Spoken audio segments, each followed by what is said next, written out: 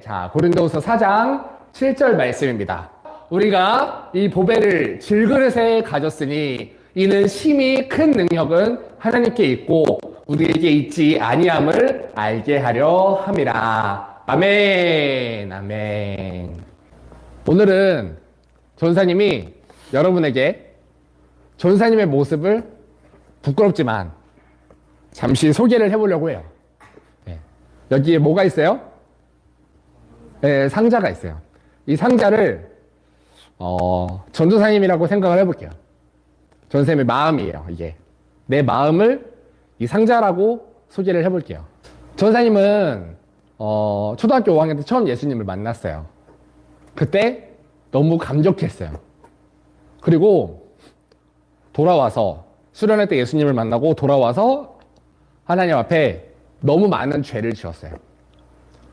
오자마자 했던 게 여러분도 한 번씩은 해봤을 거예요. 집에 와서 이제 기도해야지, 이제 공부해야지 했는데 와서 컴퓨터를 켰어요.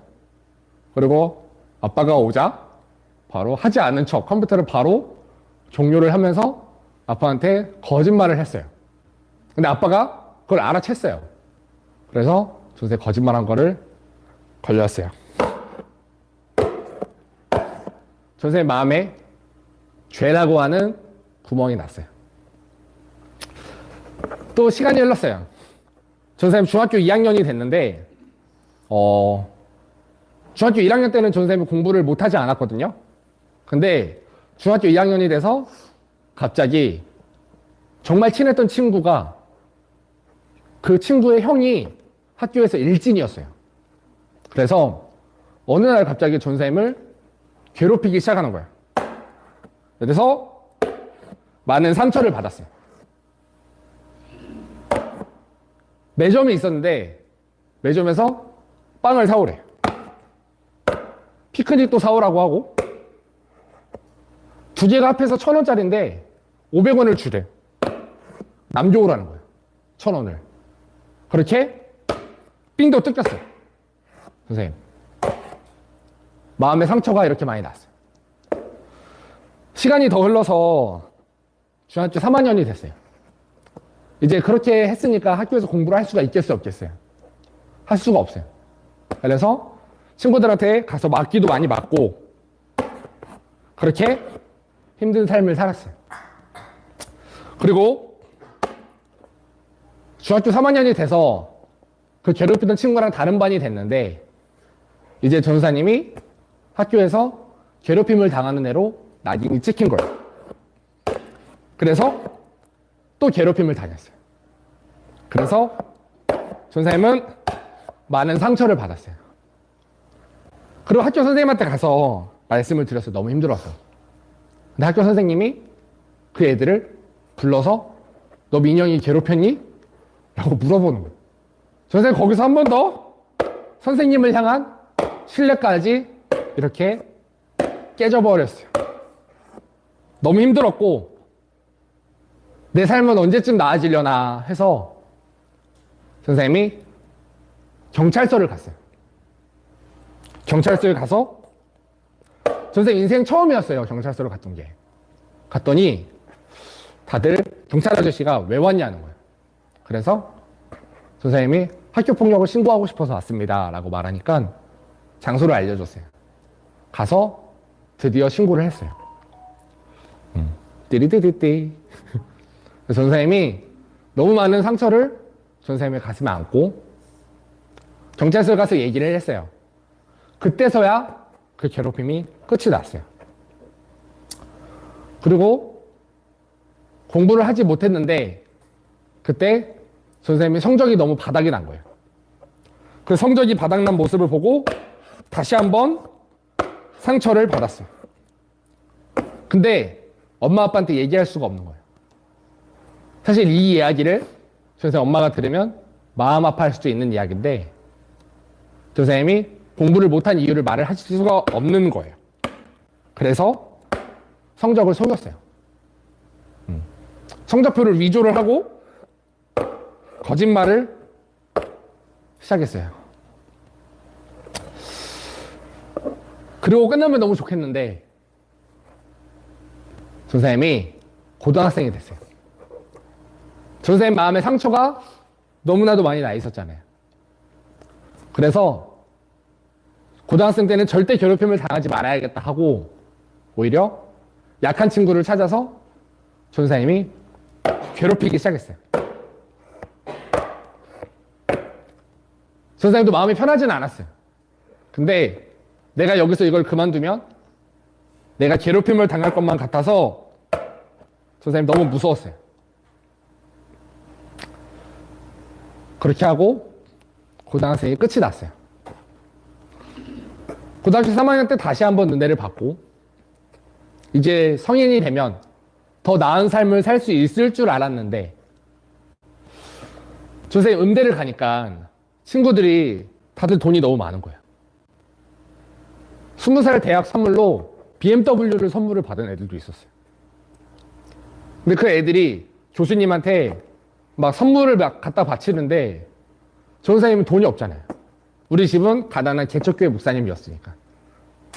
그래서 우리 집은 왜 이렇게 가난할까? 라면서 참 많이 부모님을 원망도 했어요. 다들 밥을 먹으러 가는데 한 끼에 막 2만 원, 3만 원짜리 밥을 먹는 거예요. 감당이 안 되는 거예요. 그래서 전사님 혼자 길거리에서 1,000원에 세제에 파는 도너츠를 사서 끼니를 자주 때웠어요. 그러면서 친구들이 어울리자고 하면 어울리지를 못했어요.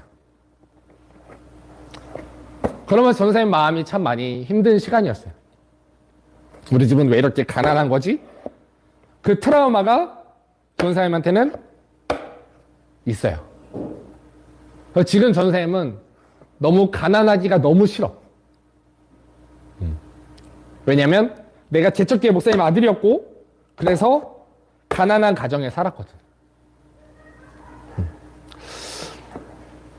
그리고 마음을 둘 곳이 교회밖에 없었는데 그때 엄마가 아프면서 다니던 서울에 있던 교회에서 이제 다시 부모님이 계신 교회로 갔어요. 그런데 거기에서 전쌤에 대한 좋지 않은 소문이 갑자기 나기 시작하면서 친구들과의 관계가 거기서도 끝나버렸어요. 그 관계가 다 망가지고 깨져버리고 전쌤한텐 엄청난 상처만 남았어요. 어때요, 여러분? 예뻐요? 잘생겼어요? 그런데 오늘 성경 말씀을 보니까 우리가 이 보배를 이 질그릇 안에 이 보배를 가졌더니 어때요, 여러분? 전사님이 받았던 상처와 아픔과 원망과 어려움을 통해서 이렇게 빛이 나기 시작했어요. 전사님의 강함을 통해서 하나님은 일하지 않으셨어요. 그리고 성경 말씀을 보니까 이런 말씀이 있는 거예요. 누구든지 그리스도의 영이 없으면 그리스도의 사람이 아니래요. 전사님이 잘나서 전도사님에게 빛이 난 게 아니에요. 지금 그래도 여러분들이 봤을 때 어때요? 전사님이 친구들한테 되게 많은 부러움을 받고 살아요. 전사님 친구들 중에 결혼한 사람이 거의 없거든. 근데 결혼하고 행복하게 사는 사람도 많이 없어요. 결혼한 친구가 한 명 있는데 그 친구는 지금 이혼하려고 그래. 한지 1년도 안 됐는데. 근데 되게 행복하게 사는 전사님을 보고 많이들 부러워해요. 전사님 어땠을까요? 행복해 보여요? 여러분이 지금 현재 봤을 때 전사님 어때 보여요? 행복해 보여요. 전사님 행복해요. 여러분과 지금도 함께 이렇게 행복하게 전사의 약함을 나누고 있잖아요. 그런데 그리스도가 없으면, 그리스도의 영이 없으면 그리스도의 사람이 아니라는 말은 바꿔서 말하면 그리스도의 사람은 그 안에 그리스도께서 다 계신다는 거예요. 그래서 내 안에서 예수님이 거하기 시작하시니까 전쌤의 아픔들과 전쌤의 상처를 통해서 예수님이 빛을 발하기 시작하셨어요. 전쌤이 난 왜 이렇게 약할까? 나는 왜 이렇게 힘든 삶을 살고 있을까? 라고 생각을 했는데, 성경에 보니까 이런 말씀이 있는 거예요. 자, 같이 한 목소리를 읽어볼게요. 시작. 이는 아무 육체도 하나님 앞에서 자랑하지 못하게 하려 하심이라. 아멘. 전사님이 이 말씀을 보고 너무 큰 위로를 받았어요. 아, 나한테만 있는 약함이 아니구나. 나한테만 있는 상처가 아니구나. 전사님이 그때부터 시작해서 계속 거짓말의 영에 붙잡혀서 엄마한테 말만 하면 거짓말을 하고 살았어요. 전사님이 학생 때. 그래서 전사님 엄마는 전사님을 믿지 못했어요. 그런 삶을 살았어요, 전사님. 그걸로 끝이 아니라 전사님한테 굉장히 많은 이 상처와 아픔들로 인해서 전사님이 지금도 마음을 열지 못하는 사람들이 있어요. 그런데 다음 말씀을 보니까 이런 말씀이 있는 거예요. 우리에게 있는 대제사장은 우리의 연약함을 동정하지 못하실 리가 아니요 라는 거예요. 여러분들의 약함이 있어요? 전사님이 같이 나눴던 이런 약함이 여러분들 안에도 있을 수 있어요. 말할 수 없지만 전사님이 이제 그 시간이 흘러서 이제 여러분들한테 고백하고 여러분들한테 말할 수 있는 내용들이에요. 지금 여러분들이 받고 있는 상처들이 있을 수 있어요. 학교 생활에 힘든 친구들도 있을 수 있고, 그리고 우리 가정의 문제 때문에 마음에 상처가 있는 친구들도 있을 수 있어요. 그리고 어떠한 모습으로든지 여러분들 친구 관계, 가족 관계, 이런 관계 안에서 많은 상처와 어려움들이 있는 친구들도 있을 수 있어요. 근데 그 아픔을 예수님이 다 이해하신대요. 다 동정하시고 다 공감해 주신대요. 그리고 사도 바울은 이 약함을 인정하시는 하나님을 경험하고 드디어 고백했어요. 도리어 크게 기뻐함으로 나의 여러 약한 것들을 자랑하리니 이는 그리스도의 능력이 내게 머물게 하려 함이라. 이 말씀을 쉬운 성경에서는 이렇게 말을 해요. 그리스도의 능력이 내게 머무르게 하려고 나는 더욱더 기쁜 마음으로 나의 약점들을 자랑하려고 합니다. 하고 사람들 앞에서 자기의 약한 모습들을 다 자랑하고 솔직하게 고백하기 시작해요. 전사님이 언제부터였는지는 잘 기억이 안 나는데 전사님의 있는 이 상처들을 항상 전사님은 꽁꽁 싸매고 살았어요. 나는 강한 사람이야. 나는 약하지 않아. 전사님 되게 막 가난했는데도 부자인 척하고 살았어요. 되게 막 부유한 사람인 것처럼 전사님을 포장하고 전사님을 막 이렇게 표정도 막 더 우울하고 더 슬픈데 막 더 웃으면서 막 다녔어요. 네. 전사님 그래서 얼굴이 많이들 막 우상이라고 생각을 하세요. 근데 전사님이 그게 습관이 돼서 그래요. 어릴 적부터 있었던 그 약함을, 아픔을 숨기고 싶어서 막 웃고 다녀서 그래요. 장점이긴 한 것 같아요. 지나고 보면. 근데 이 아픔들을 감추기 위해서 전사님은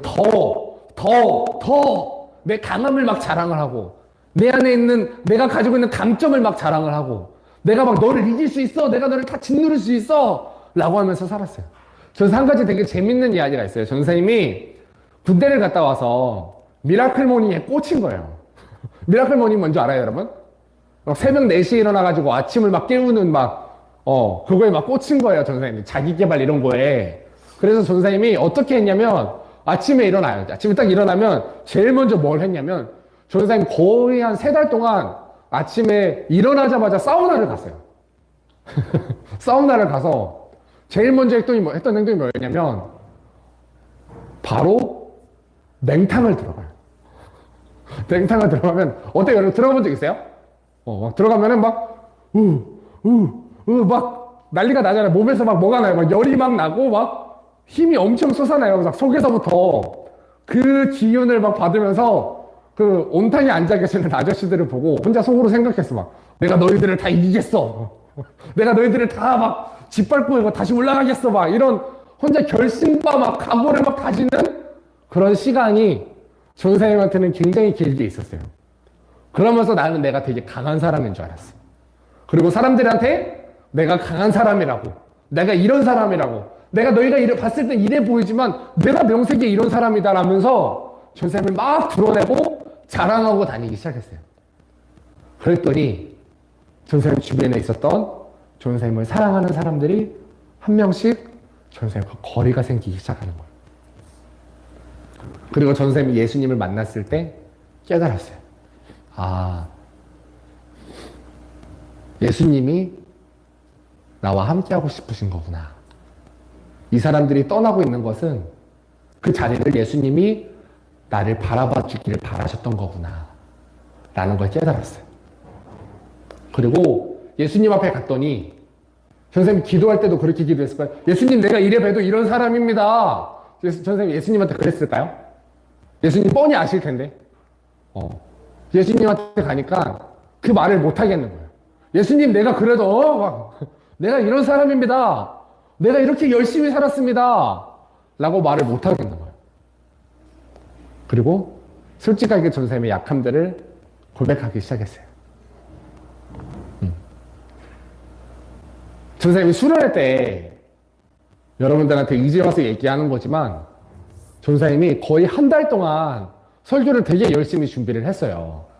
근데 한 달 동안 열심히 설교를 준비하다가 금요일날 저녁에 이제 선생님 아내랑 같이 이렇게 기도를 하는데 기도하다가 문득 그런 마음을 주시는 거예요. 민영아 너 설교 왜 잘하고 싶어? 이렇게 마음속에서 물어보시는 거예요. 아, 당연히 설교 잘해야죠. 그래야 은혜스럽고 그래야 우리 아이들이 다 은혜 받고 예수님을 만날 거 아닙니까? 아니 그거 말고 진짜 왜 잘하고 싶어? 아, 당연히 설교 잘해야 되는 거 아니에요? 아니 말고 진짜 왜 잘하고 싶냐고. 그러게요. 내가 설교를 왜 잘하고 싶지? 왜 내가 설교했을 때 애들이 은혜 받았으면 좋겠지?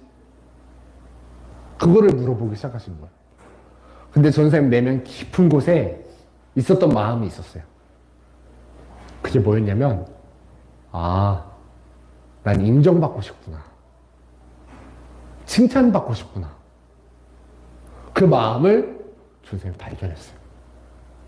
그리고 전생님 하나님 앞에 다시 한번 무릎을 꿇었어요. 하나님, 인정받고 싶은 이 마음이 있는 나를 발견하게 해주셔서 감사합니다. 그리고 전사님이 준비했던 설교를 다 정리를 했어요. 그래서 전사님이 준비했던 설교가 아니에요. 수련회 때. 그냥 주시는 마음으로 설교를 했던 거예요. 그래서 뭐 PPT도 없었잖아요, 그날. 전사님 PPT도 진짜 열심히 준비했거든. 근데 다 때려치고 하나님, 나 정말 아이들에게 하나님이 주시는 마음으로 말씀 전하겠습니다. 하고서 시작했던 거예요. 그걸 내려놓으니까 부담이 안 되는 거예요, 전사님이. 위에서 고기를 그래서 구울 수가 있었어요. 그게 아니었으면 전사님 고기 못 구웠을 거예요. 그 시간에 계속 막, 거기에 골머리 싸매고 있었을 거예요. 그리고 되게 많은 스트레스를 받았을 것 같아요. 여러분들 안에 똑같이 잘하고 싶고, 칭찬받고 싶고, 인정받고 싶고, 당연히 그런 마음이 사람이니까 있어요. 우리는 다 있어요. 예성이는 없어요? 예성이도 있어요. 성적을 왜 잘 맞고 싶어요? 막 100점 맞았으면 좋겠는 이유가 뭐예요? 물론 좋은 대학 가고 싶은 것도 있겠지만 왜 좋은 대학을 가고 싶은데?